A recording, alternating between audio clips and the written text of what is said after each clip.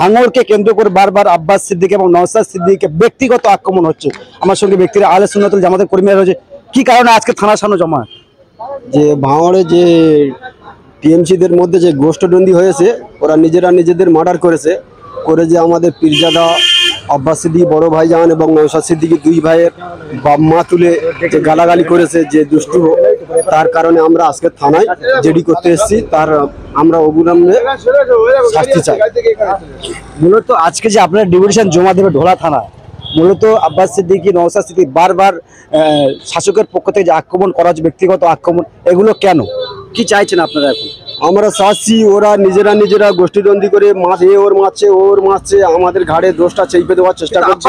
আব্বাস সিদ্দিকী গালাগালি করতে ওইটা আসল খুনি।